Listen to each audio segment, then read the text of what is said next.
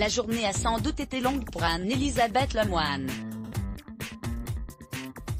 À l'issue d'un nouveau numéro de C'est à vous ce mardi 23 février, la présentatrice a enchaîné les erreurs en rendant l'antenne, quoique dont elle a préféré rire.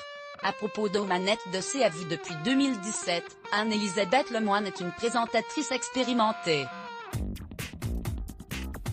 Mais comme le commun des mortels, elle n'échappe pas à la fatigue d'une journée de travail bien remplie. Ce mardi 23 février, alors qu'elle a clôturé un nouveau numéro de son émission, l'animatrice a enchaîné les lapsus en remerciant ses invités, dont Barbara Pravi a fait partie, pour leur présence. Merci beaucoup Francis Ricard, a-t-elle déclaré en s'adressant à Francis Rocard. Un premier fou rire s'en est suivi. Vous nous avez tous troublés, vous voyez ce que vous me faites faire?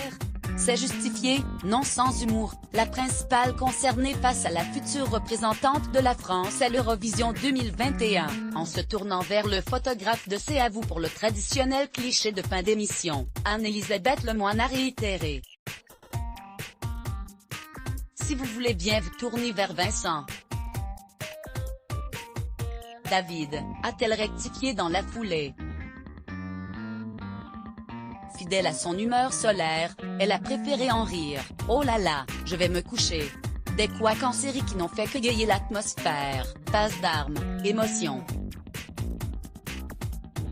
Une fin de journée mouvementée car avant de rendre l'antenne, Anne-Elisabeth Lemoine a assisté à un vif accrochage entre Patrick Cohen et Jordan Bardella. Le député européen et vice-président du Rassemblement national a réagi à une récente décision selon laquelle les cuisines des écoles primaires de Lyon doivent proposer des menus sans viande aux élèves.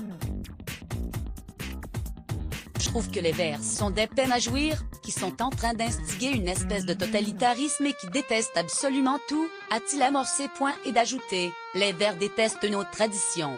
Ils s'en sont pris au sapin de Noël, ils ont voulu interdire le Tour de France. Le chroniqueur lui a alors demandé si son discours pouvait affirmer que ce ne sont pas des bons Français. Pensée non confirmée par l'homme politique et qui a suscité le débat. Peu de temps après, Hélène de Fougerolles a livré de poignantes confidences au sujet de sa fille, atteinte d'un trouble du spectre autistique. Que d'émotions. Crédit photo, capture France 5 Let's Block ADS. Why?